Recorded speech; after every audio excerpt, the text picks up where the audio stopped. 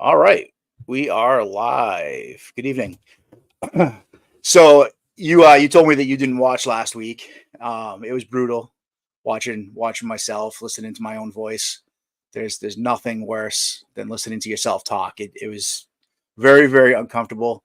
I know my brother said the same thing too. He texted me. He's like, I'm 7 seconds into this and I'm having a panic attack because your voice just sounds ridiculous on the radio. So yeah, that was fun. But we'll get better at it and have some more fun and so on. So yeah, we're here and Jim, the important thing is the content. It's all about the content. yeah, the content was great. I mean, we did a fantastic job with the content. He also told me that I took too long when I was looking something up.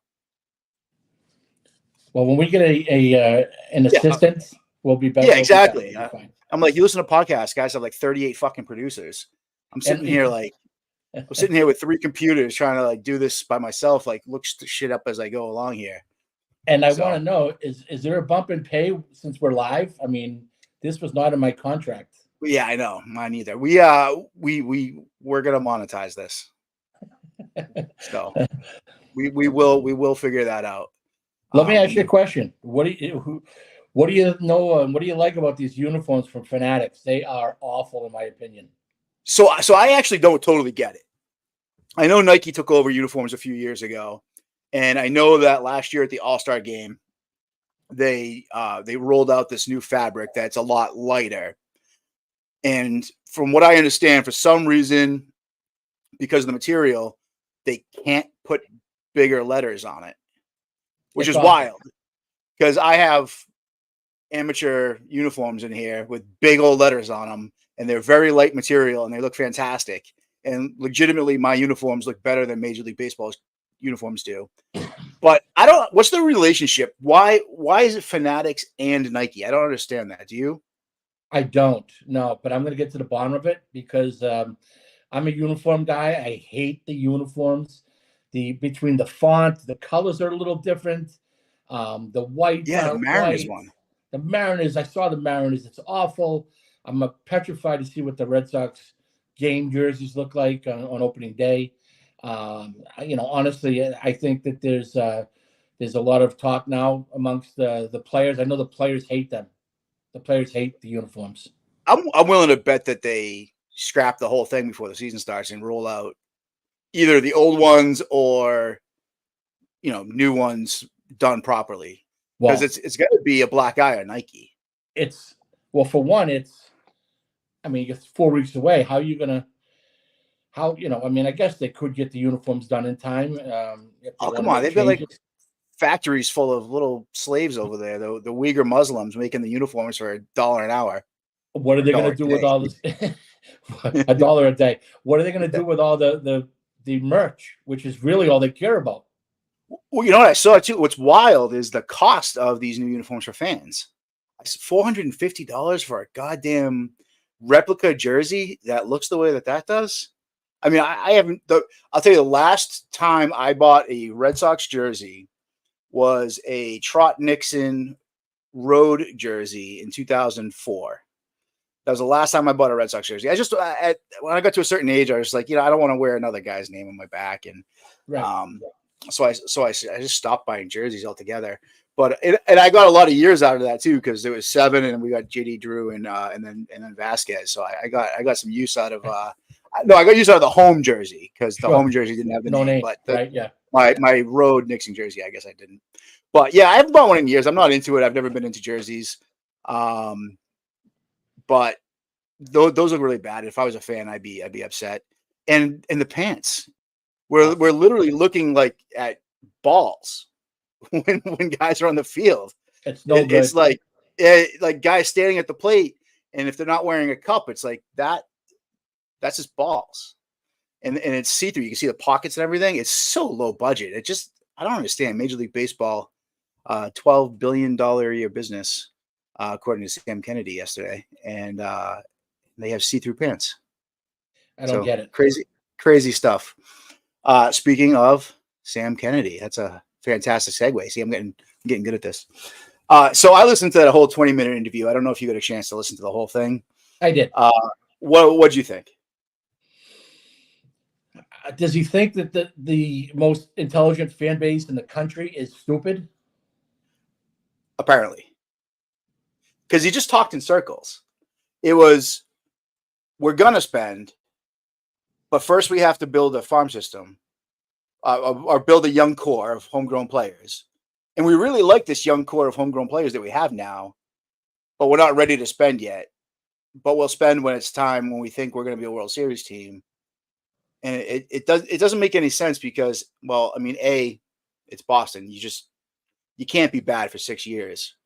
And the time to spend was probably 3 years ago when, after 3 bad years, like those are your bridge is a few bad years, not 6 or Right. 5 bad. We're going into 6 now, in fairness. But yeah, I just think he thinks fans are stupid, and I don't think they really do have an actual plan. I think they're just full of crap, and I think they don't want to spend on free agents, especially pitchers over 30. And I don't think they want to commit more than 4 years to someone that's over 30, and they're just going to lie about it. And this young core that they're building, there's not that much coming up. There's no arms. So, I mean, yeah. And we talked about that last week. So what young core are you building around? I mean, you got Meyer, Teal, and Anthony. They're both, all three of them are a year and a half to 2 years away. Devers he's not going to get younger. Granted, he looks good this spring. You've got him for 9 more years. And Cassis, I guess Cassis and Devers are your core right now, but it's like it's time to capitalize while they're in their prime, kind of. I know they're not. Cassis isn't in his prime yet, but I don't think he's going to have a long prime. So it's like they're good. Make some moves, bring some bodies in, make the playoffs. Like, I understand if you don't think this is a World Series team and you don't want to go pay for Blake Snell or Jordan Montgomery, but why not go get a Michael Lorenzen or a Seth Lugo or a bring Waka back, or just a major league pitcher to be in the rotation that you can count on to eat innings. That's healthy too. Not someone like Giolito who he's been healthy, but he's been terrible. So there's something going on there, whether it's health or I heard some personal life stuff might be going on or whatever. But you got to bring in somebody that can eat innings just to put an entertaining team in the field, because we pay more than any other fan in baseball to watch these games, and to go day one at Fenway Park this year. Is it March 28th? We're starting the road. So what is it, like April 7th or 8th or something like that? We finally come home. Right. The first game at Fenway Park, we already know we're out of it. Like, we don't have a chance. They could be 5 or 6 games out by the first home game. Who knows? Yeah. I mean, have you seen Soto in the Yankees uniform? Yes. It's terrifying. Yes. He looks good.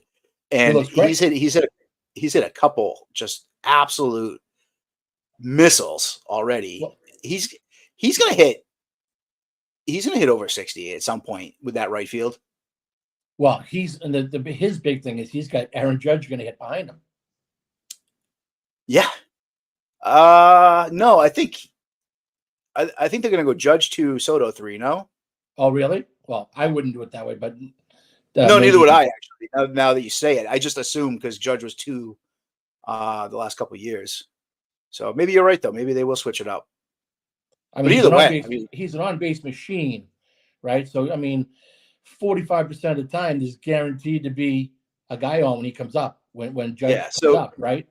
Yeah. So the Yankees, they've looked pretty good. Judge looks good. That kid Spencer Jones looks really good. He's not going to be up this year because they've got a crowded outfield as it is. But they look great. The Orioles look very good. Corbin Burns looked good in his first outing. And the Blue Jays, they claim that it's World Series or bust for them this year. Although they didn't make a ton of moves, but apparently Manoah looks really good, and he was kind of a disappointment last year. So the AL East is getting tougher and tougher, and the Red Sox aren't. They're not. They've decided to stay out of it.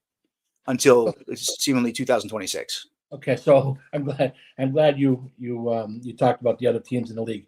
So the other teams in the league are all going to throw some left-handed starters into their rotation. The Red Sox have chosen to go with some combination of Bello, Giolito, Crawford, Pivetta, and probably Hulk.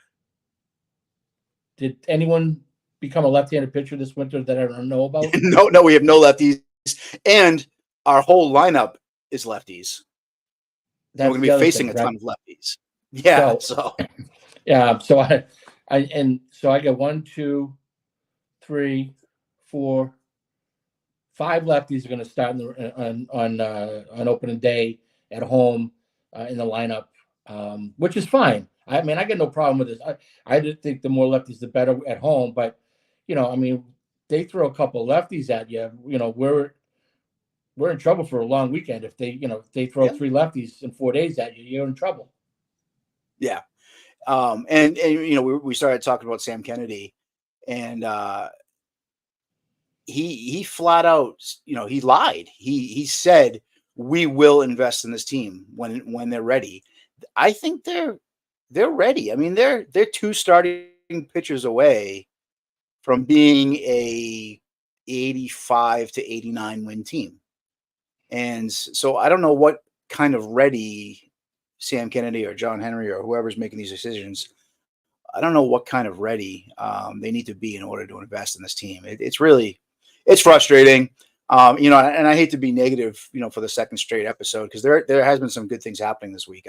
I've watched a lot of it, and there's been some promising things. But man, it's hard to be excited about it. It's hard to stay positive when the only chance you have of not finishing in last place in the AL East is if Tampa Bay finally falls off because they've just lost too much talent. But they're going to pitch. They're going to find some way to win 85 to 90 games because they always do. We say it every year. Like on paper, they're the least talented team, but in reality, they're probably going to win 85 to 90 games again. So our only chance is them falling off because the Orioles, the Blue Jays, and the Yankees they're gonna be very good. The difference between what the Red Sox are doing and what they're doing in Tampa is Tampa will identify a need in May and go make a deal in May versus waiting for the deadline and hoping that they're still in it. And then they can get somebody with an expiring contract at the end of the year, or that they could pick up a draft pick if they don't re-sign them. And those types of guys that the Red Sox will never go after this year, at least this year. I think poor Craig Breslow. I mean, I listened to him a little bit today too, and he says the right things, but you could feel like he wants to say the real right things, right? Which is they're not going to be good this year. They're just not. I mean, they could go. You have to have a stopper, right, in your rotation. You have to have a stopper that like Schilling and Pedro and Clemens and even Lester and Beckett. When those guys pitched, you could have lost 4 or 5 days in a row. When you knew those guys were pitching the next day, that's when you you went to the bookie and you put some money on them because you knew they weren't going to lose 7 in a row with Schilling on the mound or Pedro or Clemens, right? Where is the stopper? It doesn't exist right now. I will say though, one time through the rotation so far in spring training, they've allowed combined 1 run over I think 12 innings. Whitlock's second start was today. He 3 hits, 1 run, in 3 innings. He went an extra inning today, and the other guys all went 2 innings with no hits and no runs. It was a pretty good week for the starters. They look good. Right, but Whitlock's going to be in the bullpen. I think so too. And Pivetta hasn't started yet, which is curious. Well, he hasn't started. Grissom hasn't played a game. Cassis hasn't played yet. Yeah, so Cassis has the flu, and Grissom has a pulled hammy, but they haven't mentioned a Pivetta injury, and he's scheduled to start Saturday. Okay, I wonder if it's just like a veteran thing, like maybe they're trying to rest him, not rest him, but like to go slow with him.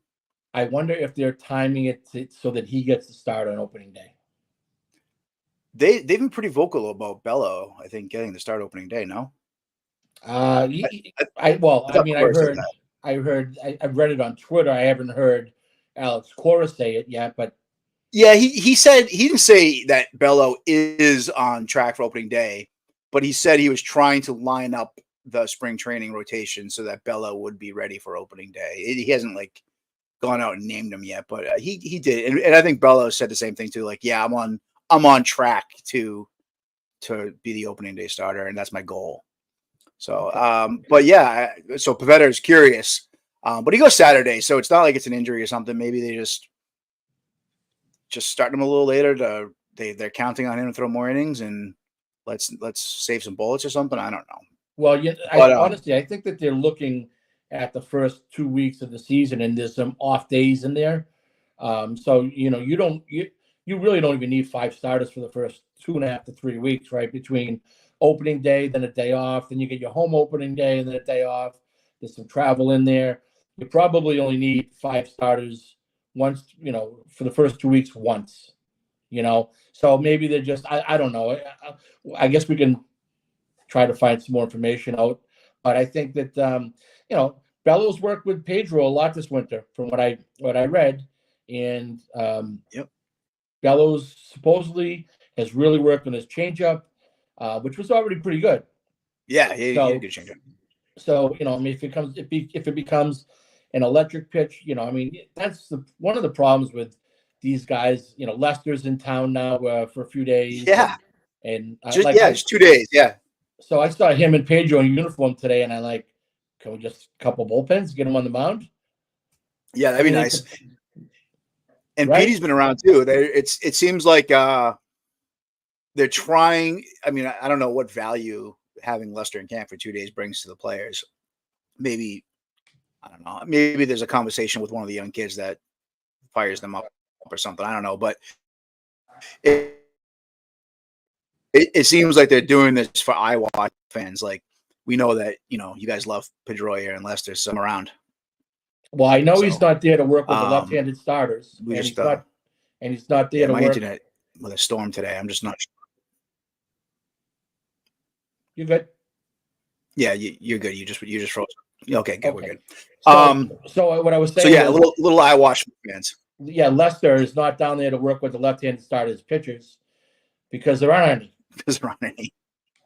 Well, who's in the bullpen for lefties? Just I don't the know. Mexican kid, Bernardino, and is Yeah, Licky's Bernardino, sure. Lucas Licky's a lefty too, right? Right, right, That and that that must be it for lefties in the that's whole it. staff. That's crazy. Yeah.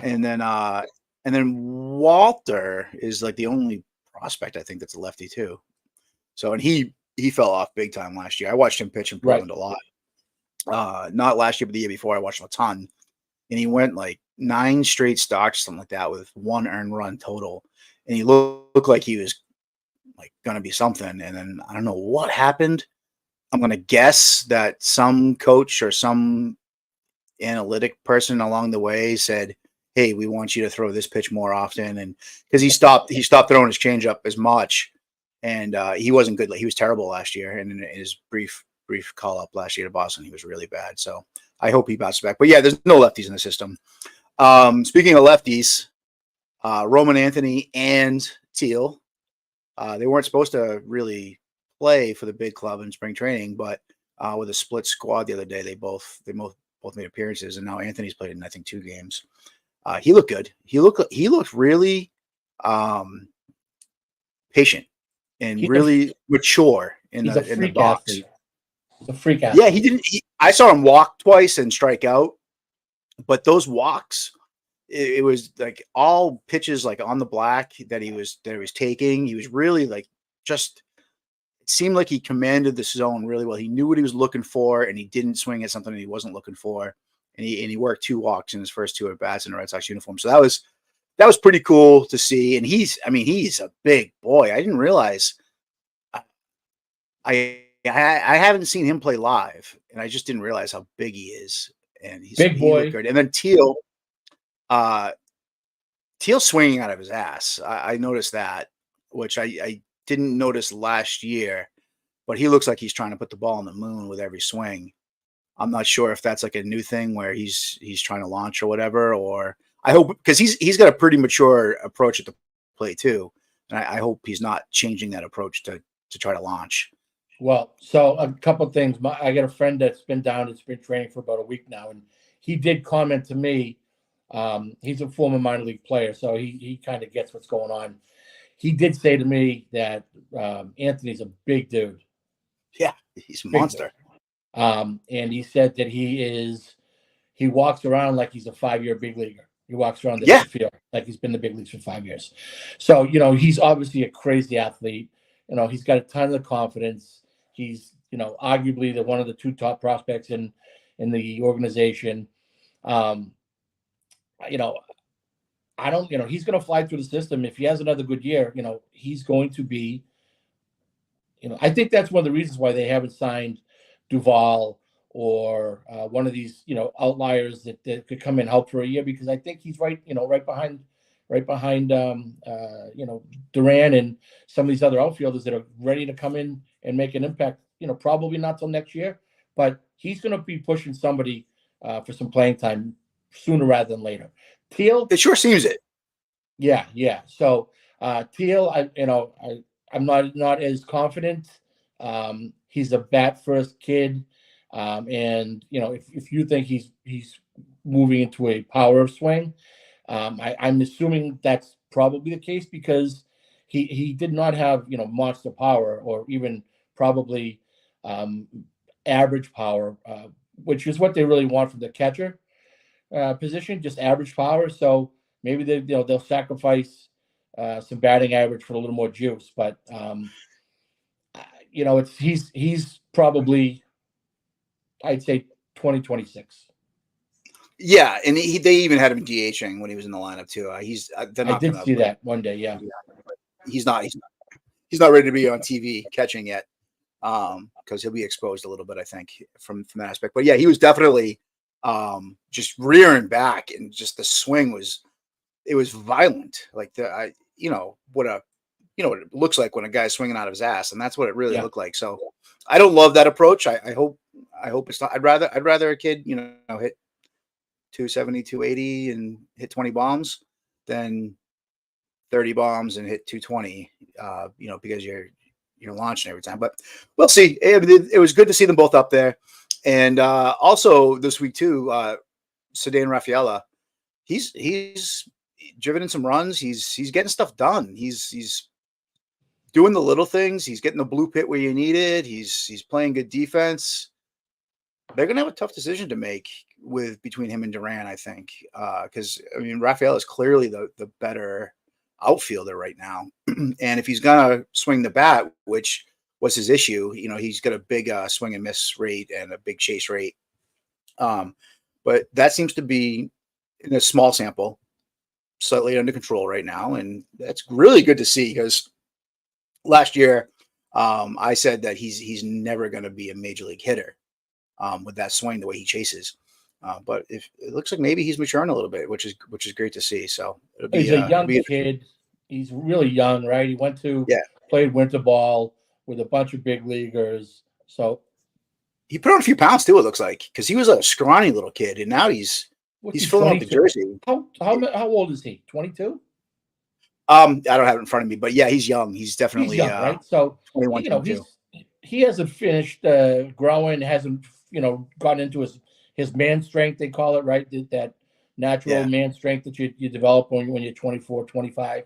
So I think he's going to be a very good player for the Red Sox. I really do. But I do think he's going to start the year in AAA. He kind of has to, unless you're going to move Duran, because you don't want Duran on the bench either. No, you need to figure out. Yeah, they tried to trade him, right? And they tried to trade him and didn't get enough action on him or what they wanted. I heard they wanted a ton for him. But that might come down, though. Well, better come down soon, because we're 4 weeks away from playing big boy baseball. Yeah, I think the Padres who were on the radar for Duran, and they don't have outfielders. Period. They have Tatis and they just re-signed Profar to play left field. That's their major league outfield right now on the 40-man roster. So, so he's a good fit there for sure. And I think he's from California too, I believe. He's a California kid. Yeah, so that's kind of a good fit. And maybe as Rafaela shows what he's got this spring, maybe it could even be the last week of spring training. They do something to move Duran out of here if they think that Rafaela is ready. But if not, then Duran. They don't want Duran on the bench. They want him to either prove that he can do it or get out of here, kind of thing. He's not a bench player. No. He's for me. I told you last week. He's a 2020 guy this year for me. Yeah. So Rafael just turned 23. Well, he's a puppy. Yeah, exactly. So he turned 23 in September. So, and what's a crazy stat? Just speaking of age, I just heard this and it blew my mind. It has nothing to do with the Red Sox, but we mentioned Juan Soto earlier. You realize that Juan Soto is younger than half of the top 10 prospects in baseball? Yeah. What's he just turned 24? Just turned 25? Yeah. I don't have it memorized, but he's younger than like Adley Rutschman and I think he was 5 out of the 10 in the top 10 of Major League Baseball prospects. And just like, holy crap, prospects are big leaguers. Prospects are big leaguers, and they're going to resign him. Right? No, prospects. The MLB top 100 list and the top 10. He was like older than 5 out of 10 of them. Oh, I mean younger. He was young. Yeah, younger than 5 out of 10 of them. Something like that. I heard that on the radio, and I haven't actually like looked it up to confirm it. So I'm not surprised. I'm not surprised. Yeah, he's a baby. They're going to sign him. They have to sign him. Well, he's going to free agency. He's going to free agency, right? Because he's a Boras client. Yeah, but if he has a good year, he's going to have fun in New York, playing with Judge, playing with that right field porch. It's not like the Yankees can't afford him. He'll go to free agency, but I think he's going to be in pinstripes for the next 10 years. Probably. That sucks. That sucks. It's going to suck. And we got stock right-handed pitchers to face them for the next 5 years. Yeah, exactly. Yeah, he's going to feast. Oh my God. I'm looking at the roster right now. Chris Murphy's a lefty. I forgot about him. He's not much to talk about. Joe Jacques is also a lefty, another 4A player. Right. And Bernardino. So, and it's funny, I don't see Licky on the roster. Maybe he hasn't passed a physical and stuff like that. I don't know. Yeah, he's pitching though. He's pitching in camp, but he's not on the 40-man that I'm looking at right now. Unless this, for some reason, this is right off the Red Sox website, so it's got to be updated. But so he's a non-roster invitee. That's all. Is that what he is? Yeah, it must be what it is. I believe he's a lefty though. He is. So yeah, they got nothing. It's gonna be fun. And so what else was on our list here to talk about today? Well, I mean, we want to talk about opening day roster. A compilation. But I put my roster together, what I think it's going to look like, except for the bullpen. Yeah, the bullpen's a mess. I'm sorry. It's not a mess, but there's like 20 names for like the last spot or two, basically. Right. Like, it could be. And Whitlock's going to have a lot to do with what that bullpen looks like. So what do you got for 2 catches? You got Wong and you don't like McGuire. If Perez can get healthy, he's coming off the injury. If he can get healthy, I think Perez is the backup guy. They didn't bring him here to be the bullpen catcher or to go to AAA. So he'll either be in the big club or he'll get released. I'm assuming he's going to have every chance to be the backup. I assume that because we haven't seen Perez yet, that McGuire opens the season on the 26-man roster. I assume. Although Hyman's been playing too. He's going to AAA. Much about Hyman. He's going to AAA. He's the emergency Yeah, he's like 33 or 34 years old though. So but Perez is 35, right? Yeah. I mean, but Perez is like a commodity. Perez is a Gold Glove catcher. Hyman's just a journeyman. So I'm going to say that McGuire starts the season on the 26-man, Yeah, I had him. Maybe I it had doesn't last Wong long. and I had Wong and Perez slash McGuire. So I'm okay. I'm good there. Yeah. Okay, and then the infield, we got obviously Cassis, Devers, Grissom, assuming he's healthy, which I believe that he's starting Saturday, so he should be. Story, and I assume Valdez is going to be on the opening day roster, right? So I had Pablo Reyes instead. Reyes, yeah. Actually, they do like Reyes a lot, and Valdez has options that I don't believe Reyes does. So that does make sense. So yeah, I And went he's Casas. the right. Yeah, I went Casas, Grissom, Devers, Story, Reyes, and Dahlbeck. Dahlbeck, yeah. I wasn't counting him as an infielder because he's just like a DH or whatever. I don't know what he's going to be. So we got Dahlbeck on the roster, and then the outfield. So there's got to be an odd man out in the outfield because right now you got Abreu, Duran, O'Neill, Rafaela, Refsnyder, and Yoshida's a DH, but he's on the roster as an outfielder right now. Correct. So, but between Refsnyder, who they love against lefties because he does mash lefties, but again he's just a jag, and with O'Neill there, it seems like he's the odd man out maybe. And there was some speculation today I saw that he could be DFA'd.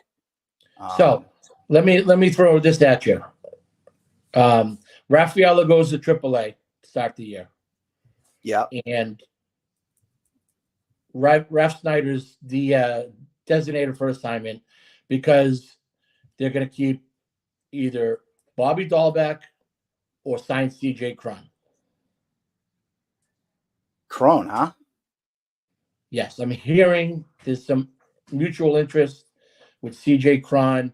And if that does happen, then Dahlbeck will either get traded or released, or Ref Schneider will get traded and released. One of them will go. Yeah, well, that would make sense. Cron's interesting. He has some power. He's got to be pretty washed. He's going to be pretty washed at this point, though, no? He was hurt last year. 2 years ago, he hit 29 home runs, 110-something RBIs. But last year, he was injured for most of the year. I mean, he's got massive power. He is mostly a DH, but he can certainly play some first base and some outfield. But if they would have signed someone, it's the same thing with Duvall, right? I mean, they have to sign another right-handed bat. They have to. Yeah, unless they're going to ride with Dahlbeck. Unless the only thing about Cron is he is a first baseman, sort of, and he's a DH. Correct. They have a full-time DH. The one thing that Dahlbeck sort of offers you is he can play third and first, and he can masquerade as a second baseman or left fielder if you need him to. Whereas Cron he can't even pretend to play other positions. So he does give you that little bit versatility. What's that? I won't call it versatility. I'll call it emergency availability. Oh, I just lost you.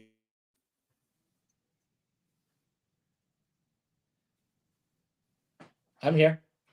Yeah, my internet or your internet someone's internet is not doing good things right now. This sucks. I have a feeling it's just because of the storm. So I just missed that. What were you saying? I said Dahlbeck gives you some versatility, and then you went on something. And I won't call it versatility. I'll call it availability via emergency. Yeah, exactly. Exactly. You can put him at second base in a pinch where you can't do that with Cron. So I haven't heard anything about Cron. That's interesting. That's like the bottom rung of these, Duvall, Soler, Kike, types that they were supposed to bring in, Merrifield, so on and so forth. So that's like the last possible remaining option out there, which is kind of sad. He'd actually be a good fit in the lineup. They could use some right-handed proven power. Yeah, but then you're putting Yoshida on the bench against lefties. You're benching or Cassis, right? Cassis on the bench for lefties. I'd hate to put Cassis on the bench at this stage of his career because you want him facing lefties at this point. Yeah, So yeah, I do too. But he's not going to come in unless he's going to play, 3 days a week, right? So yeah, that's true. Yeah, that's probably why he hasn't signed somewhere yet, because no one's committed to giving him 3 or 4 days a week. I mean, he can go and hit 7 home runs in 4 days, 5 days. That's what he yeah, does. he can go on a So, tear for sure. but so I guess Okay, so we got 13 guys. okay. So you You got know, so. Well, I had 5, 2 catchers, 7, 6 infielders is 13, and then 5 outfielders is 18. no, Right? no, that's too many. That's too many fielders. We got 2 catchers, 6 infielders, and 5 outfielders, including Yoshida. Oh, I'm So sorry. 13 total. I counted the You counted the pitchers. outfield twice. Yeah, I Yeah. counted So my we got. pitchers. Oh, you Yes. got any pitching? Yeah. So we got 13 offensive players, with the one kind of question mark being Dahlbeck, Refschneider, or do they bring in another right-handed bat like Cron or something like that? Yeah, and then we got the 5-man rotation. Right. So that's 18. Yes, yeah, 18. We've already talked about who's in the rotation. That seems like it does feel like it's gonna be Hauk in that 5th spot. No one's even talking about Winkowski anymore. They're still placating Whitlock though. But it's spring training, so let him start and go 2 or 3 innings, and he's your long man. Trade. Someone may get traded. I don't think so. Well, oh yeah, maybe one of the veterans, not out of Hauk, Whitlock, and Winkowski, but Pavetta, Martin Crawford. Really. Pavetta, Crawford could go, and then maybe Whitlock slides in with Hauk.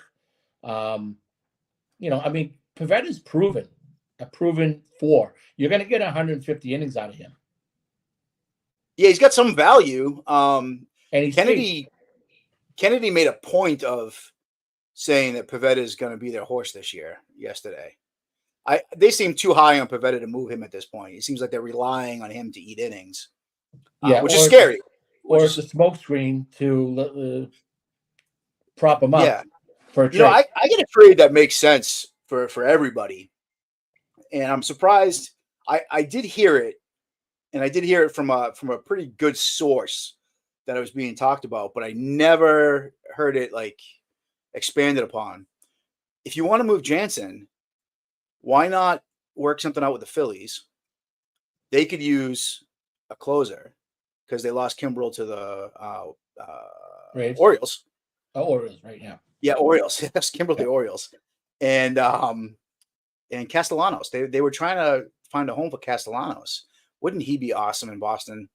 He's like Mike Napoli, Redux. Right. And with the shirt open and the chains and the right-handed power, and that'd be a really good trade for both teams at this point. And I'm surprised it hasn't manifested, or at least been discussed. Well, again, you're going to stockpile of outfielders already. Who you're going to move? You have to move someone else. I mean, I would assume that if that happened, that Abreu is the odd man out. Castellanos plays right field. DH is sometimes against lefties when Yoshida sits, and then Duran is your 4th outfielder, or Rafaela is your 4th outfielder. Well, I guess he's not going to be your 4th outfielder, but between Refschneider and Abreu, they get slid up because Castellanos is a legit major leaguer. He's no joke, and the fans would love him, and he'd be good for 30 bombs at Fenway Park probably. No doubt. Well, not just at Fenway Park, but for the season playing mostly at Fenway Park, he'd be good for 30 home runs. So that'd be a good trade, and I'm surprised. I had it from a very good source that it was being discussed, and then I never heard it again. So I guess my source sucks. But no, maybe they just it's actually someone that's on the inside. So maybe they just tabled it for a little bit and see what shakes out. So who knows? Yeah, I think that'd be a good move. And then you can put Whit back in the as the closer, because he was absolutely lights out.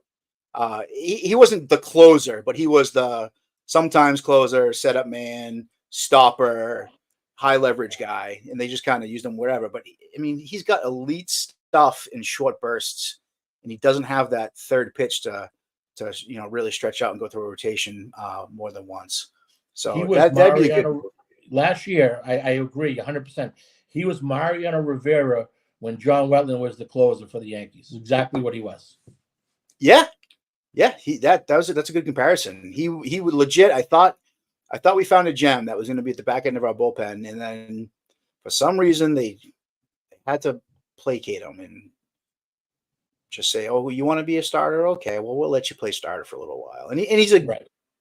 he could be an okay starter, but he's only going to be an okay starter. His ceiling is an okay starter, Well, but his ceiling in the bullpen is elite. So you nailed it. 2 pitches. Yeah. 2-pitch guy. Yeah, exactly. You know, that his change piece isn't anything to write home about. So, so we get the 5 starters. That brings us to 18. We got 8 spots left for the bullpen. Without any trades being made, you know that Jansen, Martin, we're gonna say Witt and Wink are both in the bullpen. And we know that Bernardino is going to be there because they like him a lot. And he was in the roster most of last year too. So, and he's a lefty. Left-handed.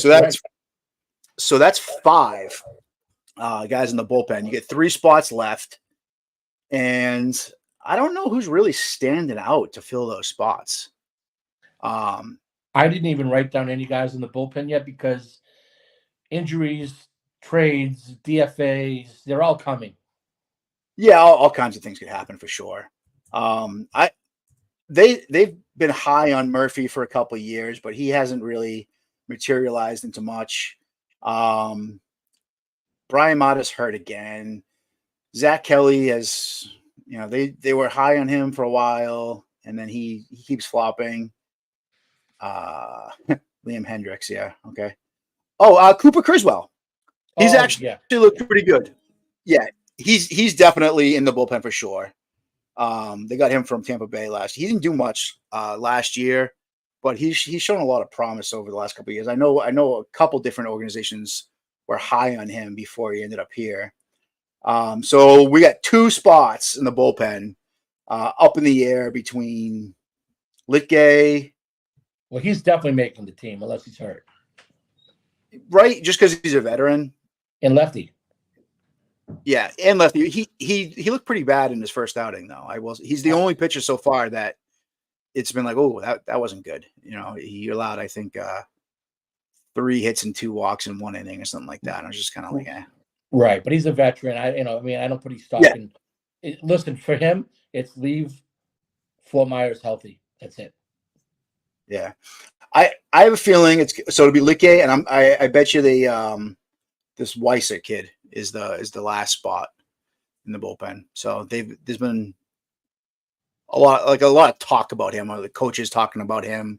They seem to like him, and I think he's better than Jaquez or. Yeah, that's it. So I think we've got a 26-man roster as of today, anyways, without any moves being made. So who's the guy that comes in the 3rd inning when we're losing 10-1?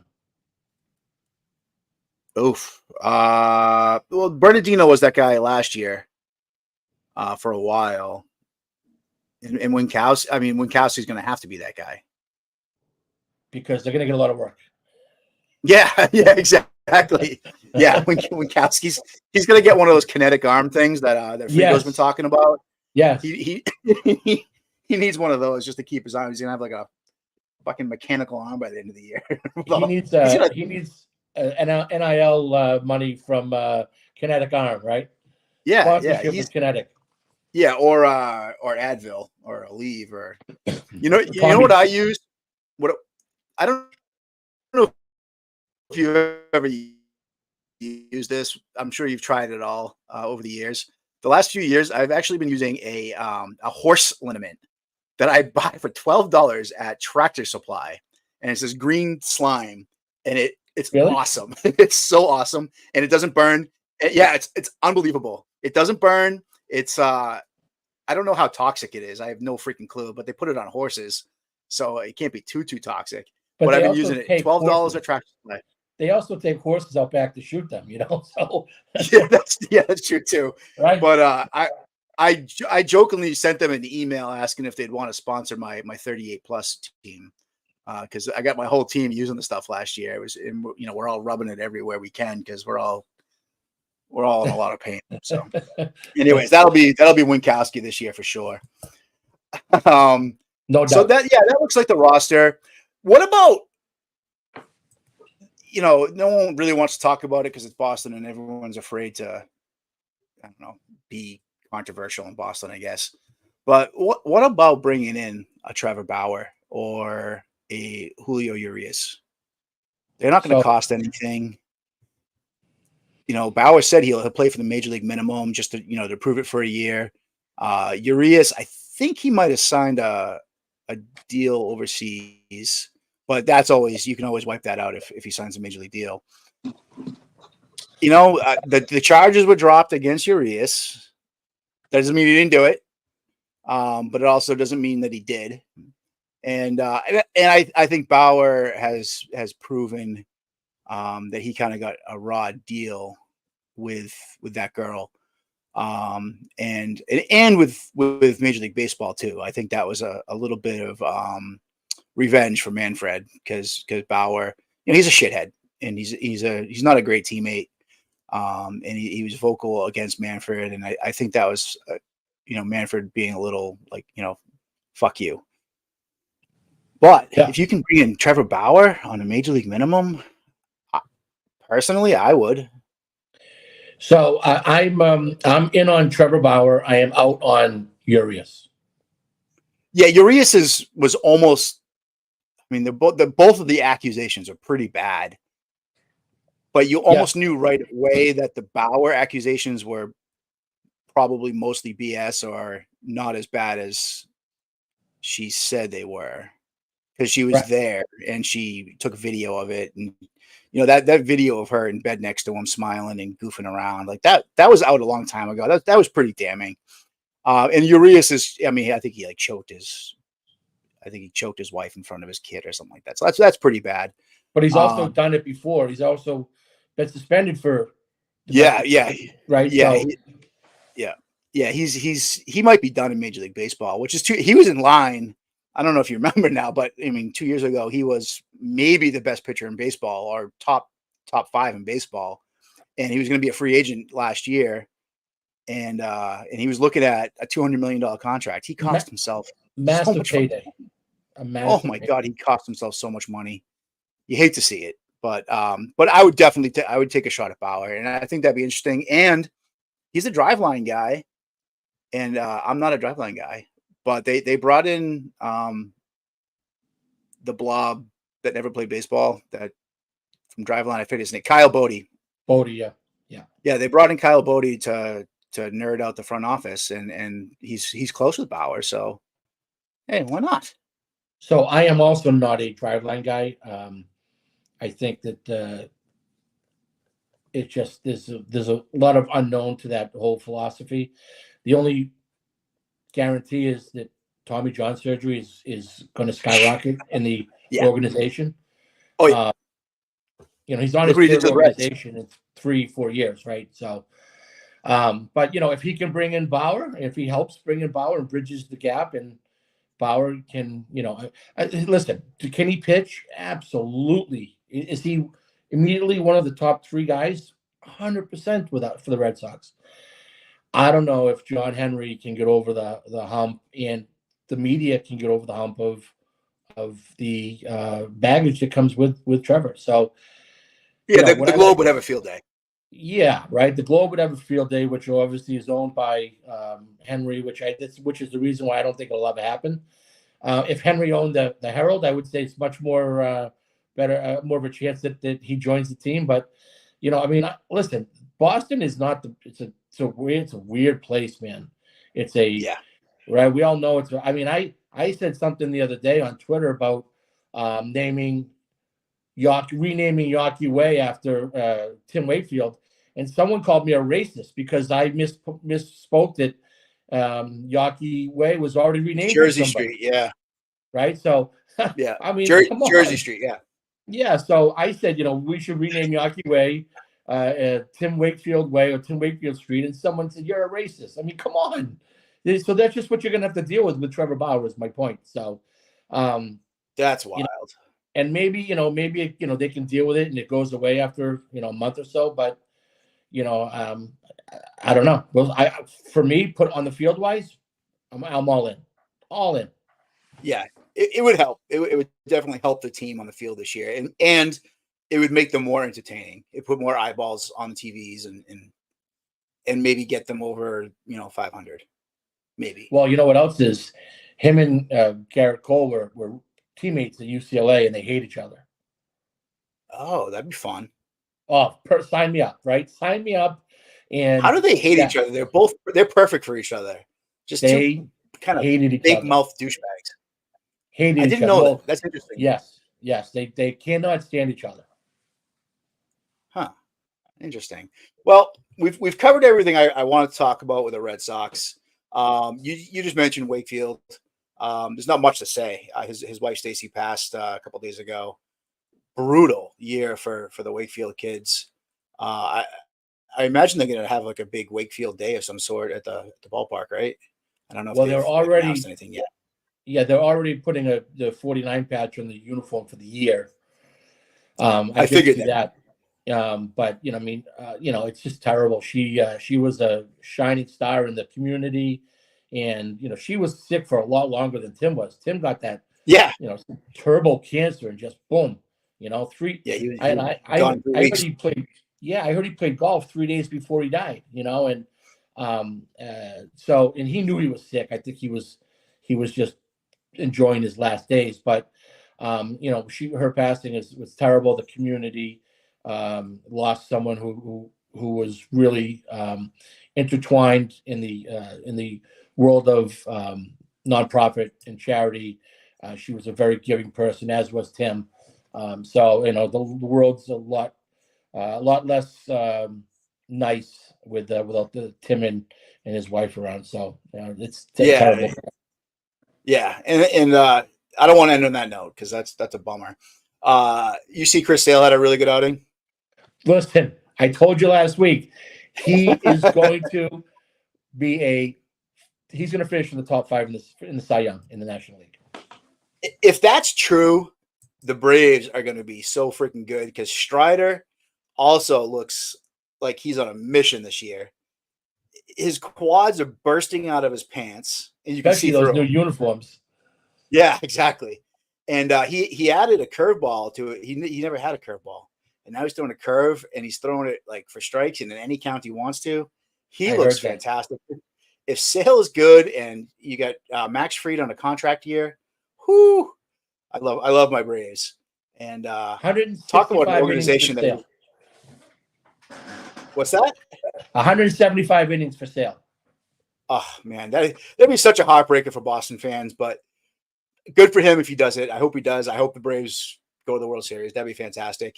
I mean, that organization has done everything right in the last 10, well, in the last 30 years, really, but in the last 10 years since their rebuild, they have really done everything right. They've locked up their young players early. Their international signings have all paid off. Their draft picks have all paid off. They've identified the ones who are going to be their top prospect, like Pache, who was the number one prospect, and they identified him as this kid's not going to make it, and they got rid of him before he had value, and they traded him for freaking Matt Olson, right? So and then oh god, his name's going to escape me right now too. Another outfielder they traded to the Orioles last year, not the Orioles, the Royals rather last year. Another top outfield prospect that they just identified as a kid that's not going to make a difference in major leagues. And they traded him before he lost his value, and they brought in a relief pitcher. And I'm drawing a blank on the kid's name right now.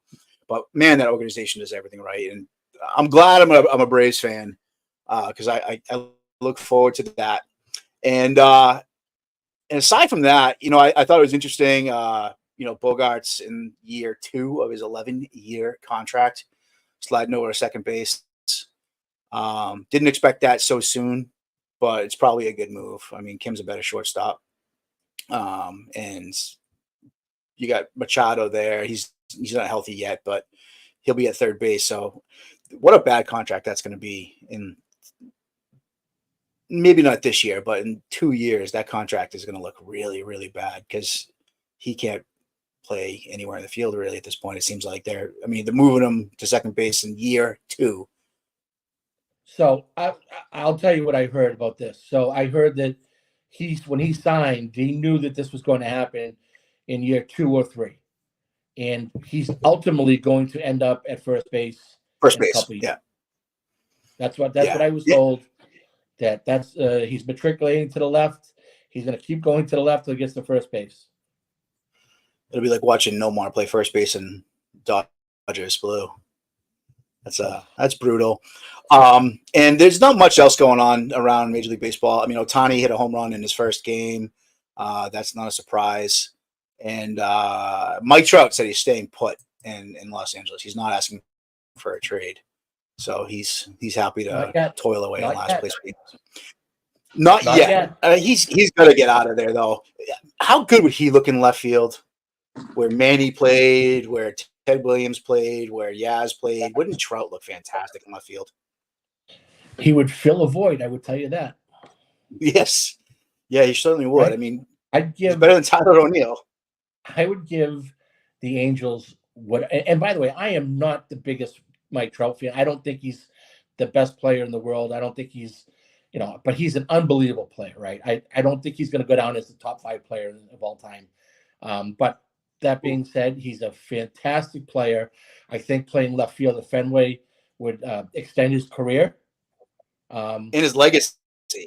Right? When he comes here, wins the World Series. I think he would. I mean, you can walk down the street right now and trip over him, and you wouldn't even know it was him because he's not. Nobody. Yeah. He's not visible. But in Boston, he'd be a superhero. Yeah, he's an East Coast kid, right? He's a New Jersey kid, so yeah, New Jersey. He's a Yankee. So, he's never going to go to the Yankees. I can tell you that because he said he didn't want to play for the Yankees, but and maybe he ends up with the Mets. That's the other team I'd be worried about is him going to the Mets. He could go anywhere. He could go to the fucking Dodgers too. But yeah, well, yeah. Anyways, not yet. He said he's staying put for now, so it's interesting. And anything else around baseball before we call it a night? We'll see what happens in July with Mike Trout, but no, I think we've covered a little bit on the Red Sox. I am cautiously optimistic about some of the younger guys with the Red Sox. I just think, but by the time July comes around, we're going to be looking at this team and they're going to be 14, 15 games out, and no one's going to be adding players at that time. And then they're going to sell off Jansen. They're going to sell off Lukey and some of these pieces that, Tyler O'Neill may go. Yeah, there you go. So as long as they do it this year, though, as long as they recognize it and actually do it and actually bring back pieces, I'll be okay with it. I mean, if they're in last place and they need to do that, because that's what Bloom failed at the last couple of years, was not making those moves. Especially 2 years ago, he should have unloaded that whole freaking team, and he didn't. And I hope they're not that far out, but if they are, I do hope that they actually have the balls to pull a trigger. So with that, I got a question for you though. Real quick. Okay. Yeah. How many games do they win? What's the over-under on Sox wins? The over-under is 78.5. No. What's your over-under? My over-under is Vegas is over-under. It's 78.5, and I would bet the under right now. Oh, under all day. I would bet the under, and I think that they'll be on pace for around 78 to 80 wins. But I do think that they're going to trade away pieces at the deadline, and then the second half will be dreadful. They will be closer to 70 than 80 by the end of the season. I wouldn't doubt it. So, all right, man. Hey, that was a lot of fun again. I was looking forward to this all week. I had fun last week, and then when we were done, we didn't get to a lot of stuff, and I was like, I can't wait to do this again next week. I wasn't even planning on doing it again this quickly until I didn't want to do weekly until the season started. But a lot of fun, and look forward to doing it with you again next week. All right, Jimmy. We'll talk to you soon, pal. All right. Talk to you, Derek. Bye. Bye-bye.